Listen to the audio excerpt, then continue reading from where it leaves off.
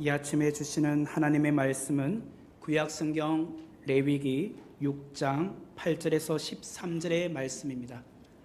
구약성경 레위기 6장 8절에서 13절의 말씀입니다. 제가 갖고 있는 성경으로는 152페이지에 있습니다.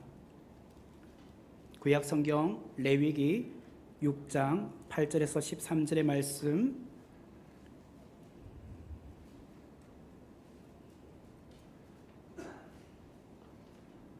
봉독해 드리도록 하겠습니다. 여호와께서 모세에게 말씀하여 이르시되 아론과 그의 자손에게 명령하여 이르라. 번제의 규례는 이러하니라. 번제물은 아침까지 제단 위에 있는 석쇠 위에 두고 제단의 불이 그 위에서 꺼지지 않게 할 것이요, 제사장은 세마포 긴 옷을 입고 세마포 속바지로 하체를 가리고 제단 위에서 불태운 번제의 재를 가져다가 제단 곁에 두고 그 옷을 벗고 다른 옷을 입고 그 재를 진영 바깥 정결한 곳으로 가져갈 것이요, 제단 위에 불은 항상 피워 꺼지지 않게 할지니 제사장은 아침마다 나무를 그 위에서 태우고 번제물을 그 위에 버려놓고 화목제의 기름을 그 위에서 불사를 찌며 불은 끊임이 없이 제단 위에 피워 꺼지지 않게 할지니라. 아멘. 추운 날씨 가운데서도 일찍 나오셔서 또 이렇게 귀한 찬양을 해주신 우리 성가대를 위해서 박수하도록 하겠습니다. 네, 감사합니다. 네, 오늘은 우리가 레위기 6장 8절에서 13절의 말씀을 중심으로 꺼지지 않는 제단의 불이라는 제목으로 귀한 은혜를 함께 나누고자 합니다. 오늘 본문은 여호와 하나님께서 모세를 통하여 대제사장 아론과 그의 자손에게 번제의 규례는 이러하니라 라는 말씀으로 시작을 합니다. 오늘의 본문 8절과 9절의 말씀을 보시길 바랍니다. 여호와께서 모세에게 말씀하여 이르시되 아론과 그의 자손에게 명령하여 이르라. 번제의 규례는 이러하니라. 이렇게 시작을 하고 있죠. 오늘 본문을 살펴보면은 6절밖에 안 되는 이 짧은 절 안에 반복되는 문장이 있습니다. 3번 반복되는 문장이 있는데요. 그 말이 무엇이냐? 그것은 제단의 불이 꺼지지 않도록 하라라는 말입니다. 9절의 끝을 보면 제단의 불이 그 위에 꺼지지 않게 할 것이요 라고 하죠. 그리고 12절 초두에 보니까 제단 위의 불은 항상 피워 꺼지지 않게 할지니라 라고 되어 있습니다. 그리고 마지막 절인 13절 말씀에도 불은 끊임이 없이 제단 위에 피워 꺼지지 않게 할지니라 라고 되어 있습니다. 이처럼 짧은 6절 안에 제단의 불을 꺼트리지 말라라는 말이 무려 3번이나 반복되어 있습니다. 우리는요, 제사장의 직무 중에 가장 큰 직임이 무엇인가 라고 생각할 때 우리는 늘 제사라고 생각을 해왔습니다. 제사장은 당연히 제물을 각을 뜨고 그리고 가죽을 벗기고 번제를 드리는 것, 이것이 제사장에게 있어서 가장 중요한 직임이다 라고 생각을 해왔는데, 오늘 이 본문을 보니까 제사장이 가장 중요하게 여겨야 될 것은 제단, 곧 번제단을 말하는데요, 그 번제단에 불을 꺼트리지 않는 것이 가장 중요한 임무라고 말을 하고 있습니다. 그러므로 제사장들은 순번제로 불침범을 썼습니다. 바깥 뜰에 있는 거기 제단, 번제단에 불이 꺼지나 안 꺼지나 늘 살펴보았던 사람이 누구냐? 제사장들이었다라는 것입니다. 매 4년마다 올림픽이 열리죠. 올림픽이 되면 고대 올림픽의 그 발원지인 그리스 아테네에서 성화를 체화합니다. 그때 사람이 불을 지피지 않잖아요. 태양열을 받아서 성화를 체화하게 됩니다. 그리고 성화 봉송을 시작하게 되잖아요. 마찬가지로 매년 개최되는 우리나라 전국체전을 보면 성화불은 강화도 마니산 참성단에서 태양열을 이용하여서 성화를 체화한다고 합니다.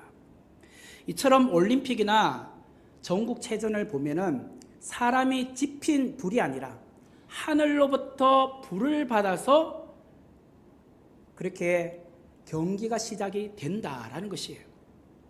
마찬가지로 아론은 이스라엘 백성들을 위한 대제사장으로 하나님이 부르셨습니다. 그리고 앞으로 끊임없이 제사를 드리게 되는데 그 첫 번째 불은 아론이 직접 성냥개비로 지핀 불이 아니라 하늘로부터 임한 불이었다라는 사실이었습니다. 레위기 9장 23절과 24절의 말씀을 보면 모세와 아론이 회막에 들어갔다가 나와서 백성에게 축복하며 여호와의 영광이 온 백성에게 나타나며 불이 여호와 앞에서 나와 제단 위에 번제물과 기름을 사른지라 온 백성이 이를 보고 소리 지르며 엎드렸더라 라고 합니다. 여기 24절에 불이 여호와 앞에서 나와 제단 위에 번제물과 기름을 살랐다라고 소개를 하죠. 이처럼 이제 아론이 대제사장이 되어서 성막을 제정한 이후에 첫 번째로 드렸던 그 불은 여호와 앞에서 나온 불이었다라고 소개를 하고 있습니다. 이때가 대략 BC 1445년이었습니다. 아론은 첫 번째 대제사장으로서 하나님 앞에 첫 번째 제사를 드릴 때에 사용했던 불은 인본주의 불이 아니라 신본주의 불이었다라는 사실이에요. 하나님께서 직접 친히 주신 불이었다라는 것입니다. 하늘부터 임한 불이 바로 성막 제사를 시작하는 계기가 되었다라는 거예요. 제사장은 우리 다음 화면을 보면 성막의 바깥뜰에 보면은 번제단이 있습니다. 동쪽, 한자로 동쪽이 있는데요. 동쪽에서 이제 이스라엘 백성들이 제사를 드리기 위해서 제물, 짐승을 갖고 들어옵니다. 들어오면 거기 이제 북쪽에 거기 동물, 짐승을 잡는 자리가 있어요. 거기서 직접 본인이 짐승을 잡습니다. 잡기 전에 어떻게 하냐면 안수를 합니다. 내 죄가 사함을 받게 해달라고, 내 죄가 이 짐승에게 전가되게 해달라고. 그래서 이렇게 간절하게 하나님 앞에 안수하면 이제 이 동물, 짐승은요 그때부터 동물이 아니라 짐승이 아니라 제물이 되는 것입니다. 내 죄를 대신하여 죽는 제물이 되는 거예요. 그래서 내가 그 양이나 염소의 목을 탁 칼을 찌릅니다. 그럼 죽어요. 죽고 난 다음에 그때부터 이제 제사장의 임무입니다. 제사장이 가죽을 벗겨요. 그리고 각을 뜹니다. 내장을 다 제거합니다. 그리고 제사장이 직접 번제단 위에 올라가서 그 제물을 태우게 됩니다. 이게 번제입니다. 이렇게 성소뜰에 있는 번제단 위에는 낮 시간 내내 제물들이 타 오릅니다. 오전 상번제 그리고 오후 상번제, 이거는 공식적으로 드리는 제사입니다. 이스라엘 백성들을 위한 제사. 이 제사 사이에 이스라엘 백성들이 직접 개인의 죄를 갖고 하나님 앞에 동물을 갖고 나옵니다. 그리고 그 제물들이 또 번제단 위에 태워지게 됩니다. 그러므로 이 번제단 위에는 하루 종일 짐승이 태워지는 그런 일들이 벌어지게 되겠죠. 그리고 나면요, 오후 상번제, 마지막 제사가 드린 이후에는 더 이상 오늘은 제사가 없습니다. 그러면 제사장은 하루 종일 거기 번제단 위에 남아있는 찌꺼기들, 재들을 제거하기 위해서 올라갑니다. 올라가서 그 재들을 정리하고 바깥 정결한 곳, 흰놈의 꼴짝이에 있는 어떤 공간에 가서 그 죄를 버리게 됩니다. 그 내용이 10절과 11절 말씀에 나옵니다. 10절과 11절 말씀을 보시면 제사장은 세마포 긴 옷을 입고 세마포 속바지로 하체를 가리고 제단 위에서 불태운 번제의 재를 가져다가 제단 곁에 두고 그 옷을 벗고 다른 옷을 입고 그 재를 진영 바깥 정결한 곳으로 가져갈 것이요. 제사장은 세마포 흰 옷을 입고 번제단 위에 올라가서 제들을 정리하고 그 제를 그 번제단 아래에 놔두는 곳에 잠시 둡니다. 그리고 이제 밖을 나가야 되잖아요. 예루살렘 성 밖을 나가서 흰놈의 꼴짝이를 갈 때는 옷을 갈아입어요. 그리고 그 제를 가지고 진영 바깥 정결한 곳에 그 제를 버리게 된다는 거예요. 이게 10절과 11절의 말씀이에요. 그런데 제사장이 번제단 위에 올라가서 남은 제들을 정리할 때 가장 중요한 임무가 있었어요. 그거는 무엇이냐면 불씨를 꺼트리지 않는 것이었어요. 죄는 다 제거되었지만 불씨만큼은 꺼트리지 않고 보관해야 되는 것이 제사장의 가장 중요한 직임이었어요. 그러므로 번제단의 이 불은 하루 24시간, 1년 365일, 비록 하루 제사는 끝났지만 새로 그 깨끗하게 청소하고 그 불씨로 그 다음 제사를 위해서 사용을 했다라는 사실이에요. 오늘 본문을 통하여서 꺼지지 않는 제단의 불은 무슨 의미인지 제가 4가지에 대해서 여러분에게 말씀을 드리고자 합니다. 그 첫 번째는 꺼지지 않는 제단의 불은 예배입니다. 꺼지지 않는 제단의 불은 예배. 하나님께서 대제사장 아론과 그의 자손에게 명령하신 것은 제단의 불을 꺼트리지 말라라는 것이었죠. 이는 아론과 그의 자손들이 제사를 드리는 중요한 임무를 감당하기 때문이에요. 오늘 우리로 말하면 예배입니다. 하나님은 아론과 그의 자손들에게 예배를 꺼트리지 말라라고 말씀하셨어요. 오늘 목사들에게 하신 말씀이에요. 목사는 교회의 가장 중요한 예배를 꺼트리면 안 된다라는 것이에요. 그런데요, 단지 목사들에게만 하신 말씀은 아닙니다. 베드로전서 2장 9절의 말씀을 보면 너희는 택하신 족속이요 왕같은 제사장들이다 라고 소개를 합니다. 우리 모두는 왕같은 제사장입니다. 신약시대를 살아가는 우리 모두는 왕같은 제사장들이기 때문에 우리는 예배를 소중하게 여겨야 하며 또한 예배를 목숨처럼 지켜야 할 그런 제사장들이란 거예요. 그런데 지난 3년간 코로나를 겪으면서 우리의 신앙생활에 가장 많이 무너진 영역은 예배의 영역입니다. 오늘 우리가 여기 교회에 와서 예배를 드리고 있지만 사실 코로나 때는 공식적으로 이 예배를 차단한 그런 경우도 있지 않았습니까? 그런데 그 이후에 다시 우리가 예배 현장으로 나오는데 이전 같지가 않아요. 날씨에 따라 주일 출석률이 낮아지고 또한 연휴가 끼면은 주일 출석률이 또한 저조해집니다. 오늘 우리 안에 회복되어야 될 것이 있다면 가장 먼저 예배가 회복되어야 한다라는 것이에요. 예배 불이 꺼지지 않도록 우리가 힘써야 된다라는 것입니다. 예배 불이 꺼지지 않아야 한다라는 말은 일주일에 한 번 주일 예배만 드리고 일주일 나머지 주중을 살아라라는 뜻은 아닙니다. 주일에 교회 와서 예배를 드리고 또 세상에 나가서도 주중에 우리가 예배자로 살아야 된다라는 뜻이에요. 이것을 예배 이후의 예배라고 합니다. 예배 이후의 예배. 미국의 강해 설교자인 존 메가드 목사님 계십니다. 이분은 제가 졸업한 탈보신학교 졸업생이신데 그 존 메가드 목사님이 이런 말씀을 하셨습니다. 참 예배는 주일날 목사님의 축도가 끝난 다음에 비로소 시작된다. 참 예배는 주일날 목사님의 축도가 끝난 다음에 비로소 시작이 된다라고 말했습니다. 예배는 주일만 아니라 매일 우리의 삶 속에 드려져야 될 것이다 라는 것이죠.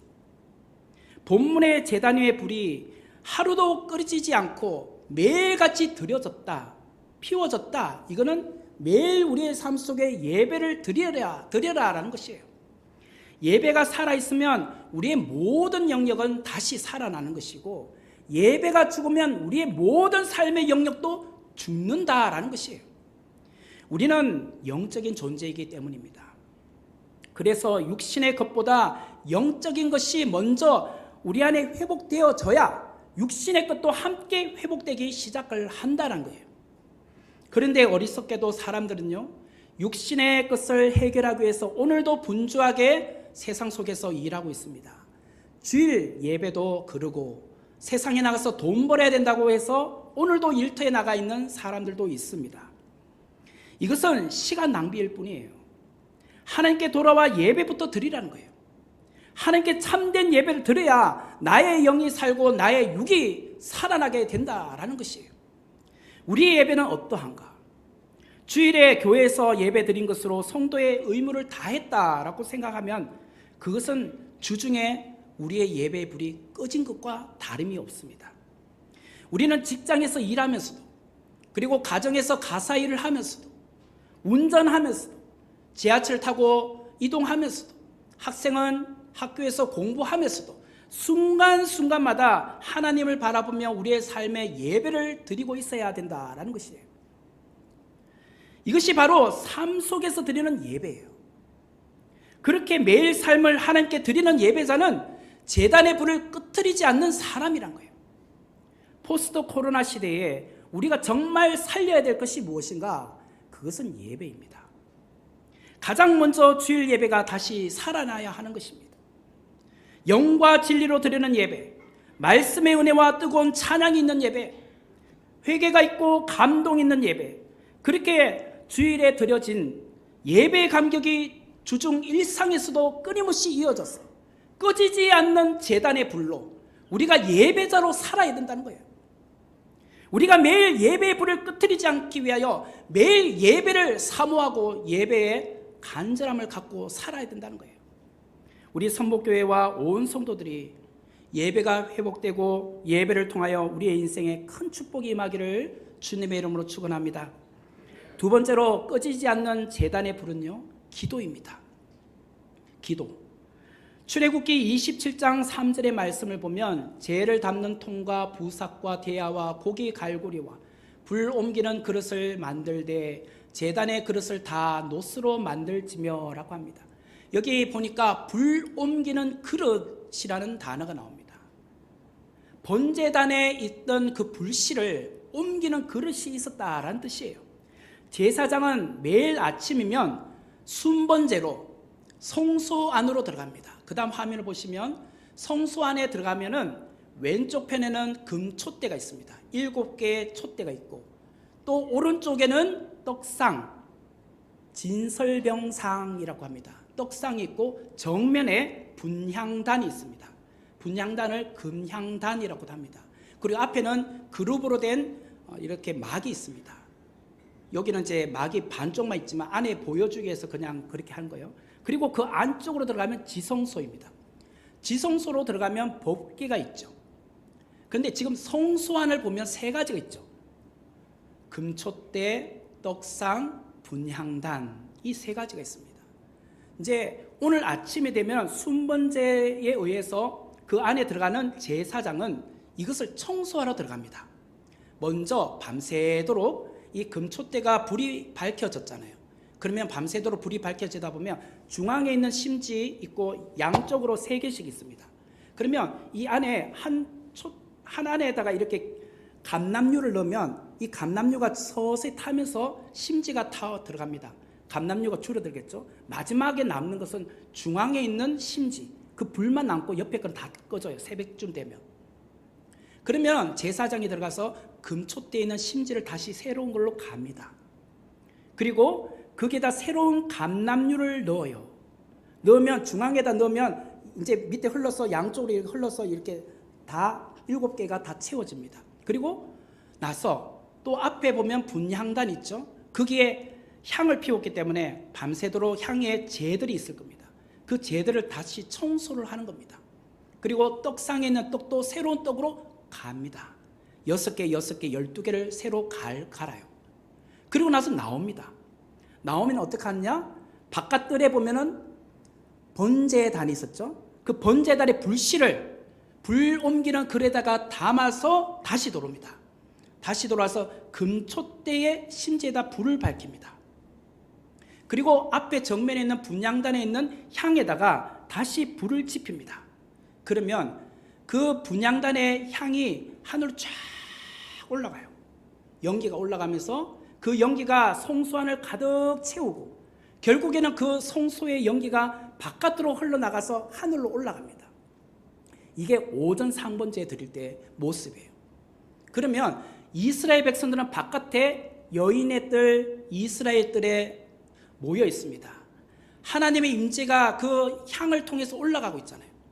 그러면 우리의 기도가 올라간다고 보는 거예요. 그때 이스라엘 백성들은 다 함께 엎드립니다. 엎드려서 하나님이시 우리의 기도를 받아주세요라고 하면서 함께 기도를 올려드리는 거예요. 이게 기도예요.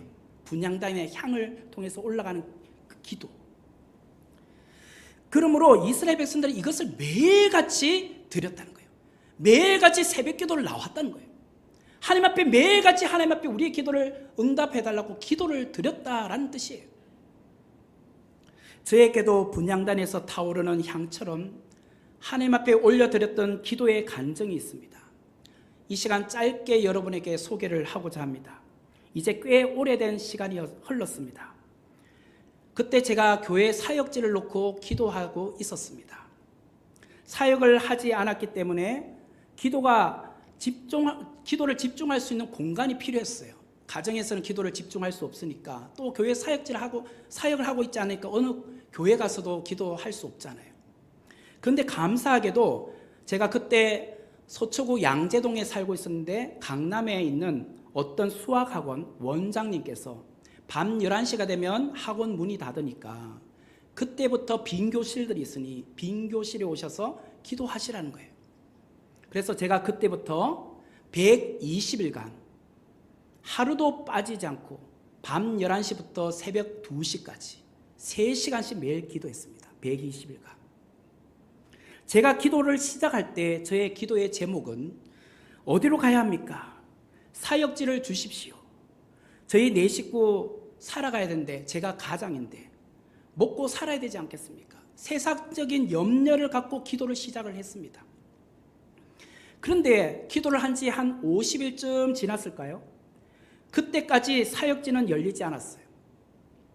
가족 생계는 점점 어려워져 가고 있었습니다.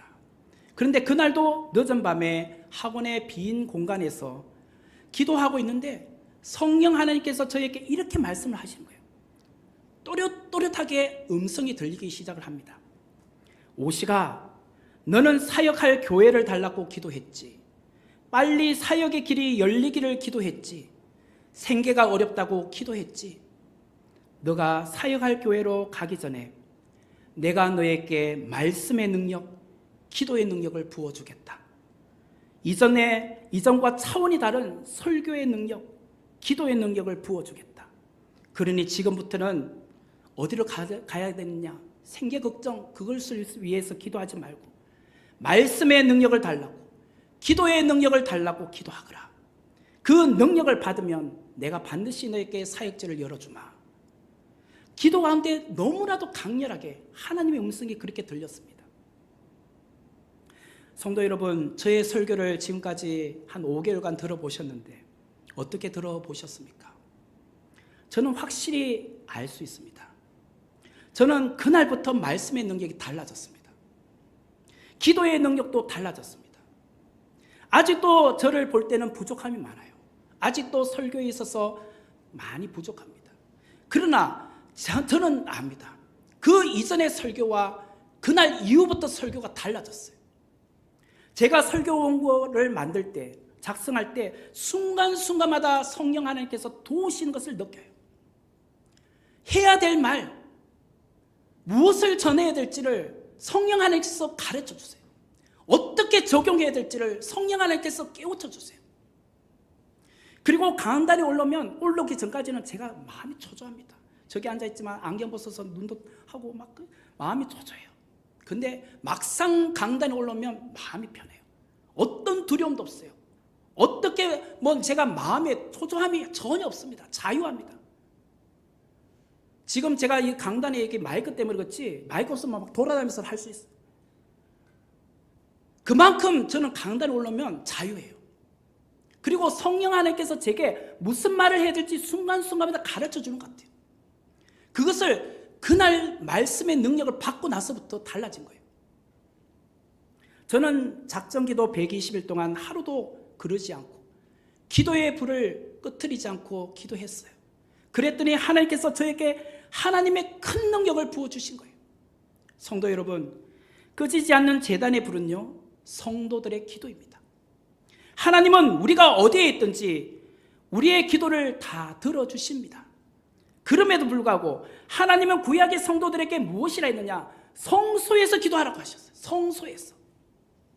성막은 하나님의 임재가 충만한 곳이기 때문이죠. 이곳 성목교회는 새로 건축한 이후부터 지금까지 성도들의 기도가 쌓여가고 있습니다. 아직도 기도의 양이 더 필요하긴 하지만 그럼에도 불구하고 우리가 하나님의 임재가 기도가 쌓여있는 이곳에 와서 기도하면 더 잘 되는 거예요. 분명 여러분이 가정에서도 기도할 수 있고 제3의 장소에서 기도도 할 수 있습니다. 그러나 교회에 와서 기도한다는 것은 성도들의 기도가 이미 쌓여있기 때문에 하나님께서 우리의 기도를 응답하는 공간이기 때문에 더 기도가 열려지는 거예요. 저는 당회와 상회에서 주중에도 언제든지 성도들이 낮 시간에 교회에 와서 기도할 수 있는 환경을 만들어 드리고 싶습니다. 본당에 들어오면 정면 뒤에 은은하게 비치는 십자가 불빛 아래 잔잔하게 흐르는 찬양을 들으며 본당의 의자에 앉아 있으면 마치 아버지의 품에 찾아온 그런 탕자처럼 눈물이 나고 가만히 앉아 있어도 주님께서 뭔가 말씀하신 것 같은 그런 기도가 되는, 그리고 여러분이 기도 노트를 들고 앉아 계시면 하나님께서 여러분에게 주시는 메시지가 있을 거예요. 그 메시지를 하나하나 적어가면서 하나님께서 여러분에게 기도 가운데 주시는 은혜가 분명히 있다고 생각을 합니다. 종합병원은요, 정전이 되지 않아요. 그것은 자체 발전기가 있기 때문입니다. 비록 주위에는 정전이 되어도 종합병원만큼은 자체 발전기를 돌리기 때문에 정전이 되지 않아요. 전기는 환자의 생명과 직결되기 때문입니다. 그 전기로 모든 의료기기가 작동되고 있고 환자의 몸 상태를 계속 체크하기 때문에 전기가 나가면 어떻게 되느냐? 환자는 죽습니다. 교회는 기도의 불이 꺼지면 더 이상 교회의 생명은 유지될 수 없습니다. 기도의 불이 꺼지면 생명이 없는 죽은 건물과 같은 거예요. 그러므로 교회는 기도의 불이 꺼지지 않아야 하는 것입니다. 그래서 감히 부탁드리고 싶은 것은 오늘 이 자리에 권사님들이 앉아 계시는데 권사님들은 교회의 어머니와 같은 분이십니다. 주중이든 주말이든 순번을 정하셔서 교회에 나오셔서 최소한 1시간씩 릴레이 기도를 해주셨으면 합니다. 그리하여 우리 성목교회의 기도의 불이 꺼지지 않기를 바랍니다. 꺼지지 않는 제단의 불은요, 우리의 기도예요. 하나님께 기도하면 우리의 인생은 역전됩니다. 해결되지 못했던 문제, 힘들고 지쳐있는 우리의 삶을 뚫어주는 것, 그것은 기도예요. 성목교회 온 성도들이요, 꺼지지 않는 제단의 불 기도를 우리 모두가 타오르게 하기를 주님의 이름으로 축원합니다. 세 번째로 꺼지지 않는 제단의 불은요, 성령 충만입니다. 성령 충만. 역대하 7장 1절의 말씀을 보면 솔로몬이 기도를 마침에 불이 하늘에서부터 내려와 그 번제물과 제물들을 사르고 여호와의 영광이 그 성전에 가득하니, 솔로몬이 성전을 재건하고 성전을 짓고 하나님 앞에 기도했더니 그 불이 하늘부터 내려왔다는 거예요. 다시 말하면 성막, 모세 때 지은 성막은 아론이 첫 번째 제사를 할 때 하늘부터 불이 임함으로 시작이 되었습니다. 그리고 솔로몬이 지은 성전도 하늘로부터 불이 임함으로 시작이 되었습니다. 또한 엘리야가 바알과 아세라 850명과 싸울 때에, 갈멜산에서 싸울 때에 누구의 신이 참신이냐, 누구의 제단에 불이 임하느냐 라고 했을 때 하나님이 엘리야의 제단에 불이 임하게 하셨습니다. 이것이 신약에 와서는 사도행전 2장의 오순절 날 마가의 다락방에서 120명의 성도들이 하나님 앞에 간절하게 기도했더니 성령의 불이 임했습니다. 이게 초대교회의 역사예요. 그러므로 교회의 역사는 성막도 불이 임함으로, 성전도 불이 임함으로, 신약의 예루살렘 교회도 불이 임함으로 시작이 되었다는 거예요. 유대인의 전승에 의하면 모세가 만든 이 성막을 광야에서 40년간 이렇게 이동하면서 살았잖아요. 40년간 보내면서 성막을 늘 들고 다녔습니다. 법궤도 짊어지고 다녔잖아요. 그런데 무려 41번을 이동했다고 합니다. 구름 기둥, 불 기둥이 떠오를 때 이제 떠나가면 법궤가 그 구름 기둥을 맞춰서 가는 겁니다.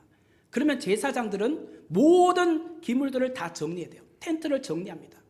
그래서 각 그런 지파별로 다 정리해서 제사장들은 따라갑니다.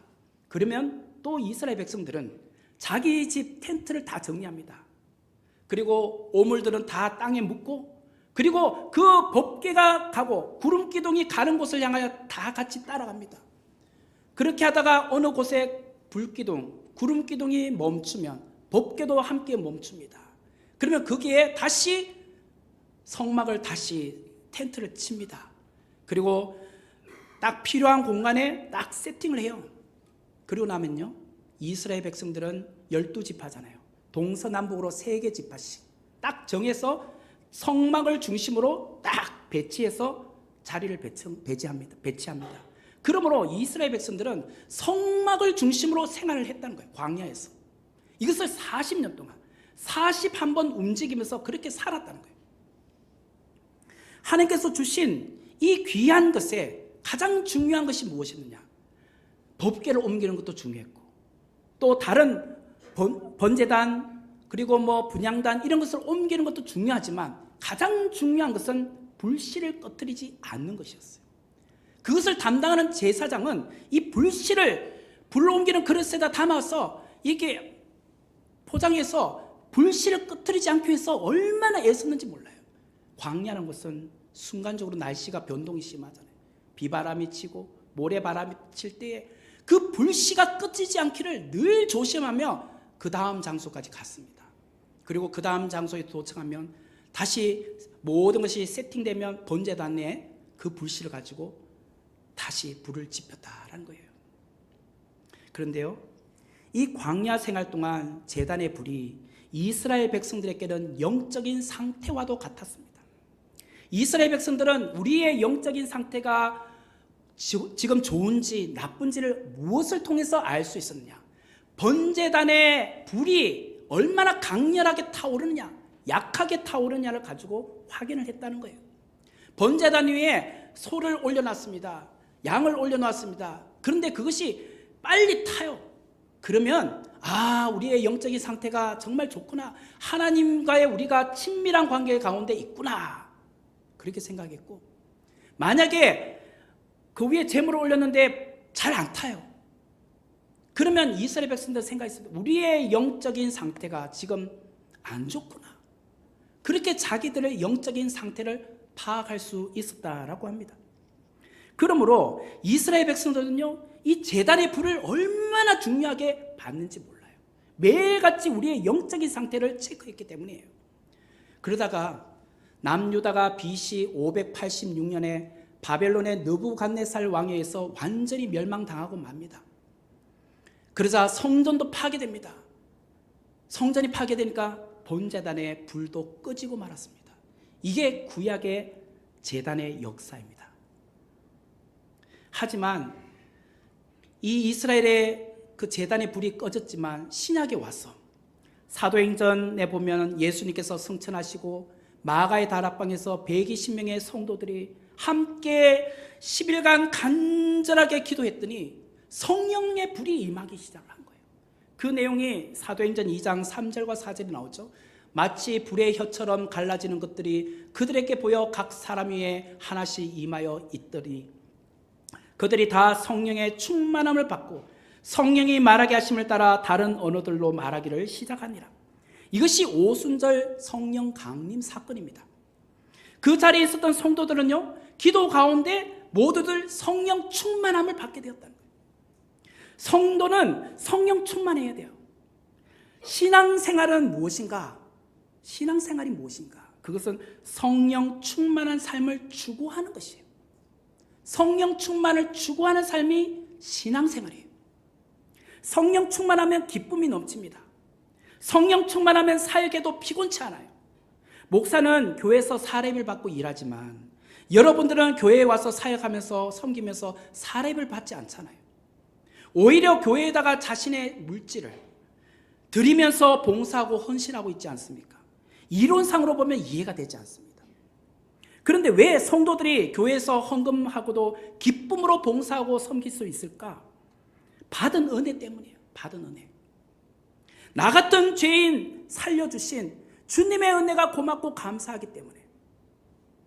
그것을 달리 말하면 성령 충만한 삶이에요.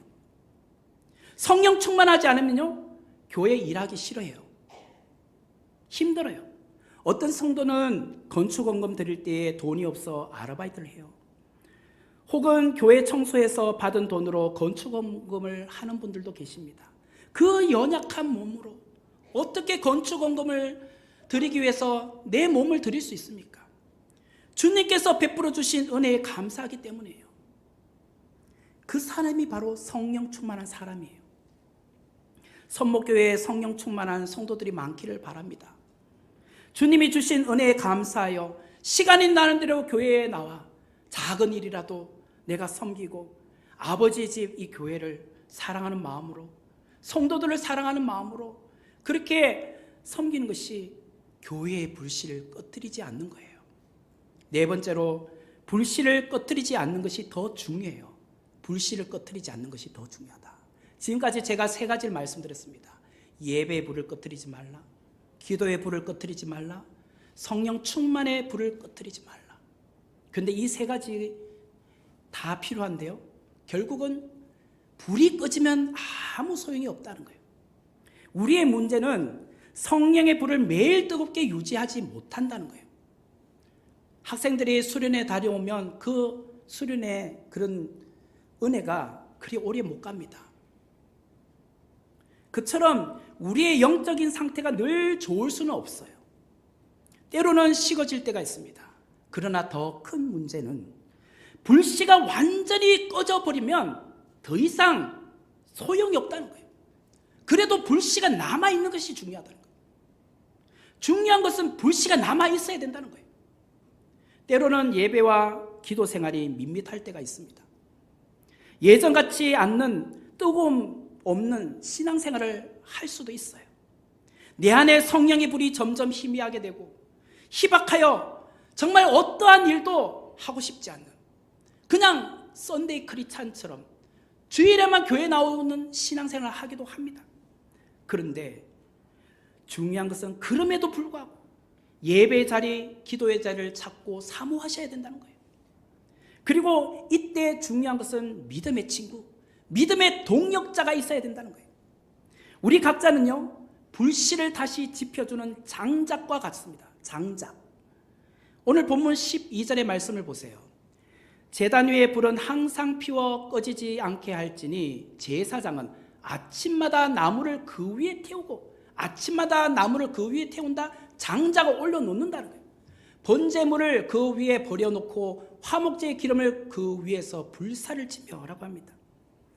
여러분, 제단의 불이 항상 피워 꺼지지 않게 하기 위해서는 새로운 장작들이 그 위에 올라가야 되는 거예요. 우리가 그 위에 올라가야 된다는 거예요. 그런데요, 우리는 연약하잖아요. 아직 정말 우리 스스로가 뭘 하기에는 아직 믿음이 약하거나 시간이 부족하거나 몸이 연약할 수도 있습니다. 그러다 보면 점점 꺼져가는 것 같기도 해요. 그런데 이때 중요한 것이 있어요. 화목제의 기름을 그 위에 불사를 찌며, 화목제의 기름, 휘발유를 뿌리면 불이 확 타온다는 거예요. 이게 무엇이냐? 성령의 기름 부으심이에요. 성령의 기름 부으심. 우리끼리 장작이 되어서 불을 계속 활활 타오르게 하기는 연약하다는 거예요. 그때 성령님을 의지하는 거예요. 성령님.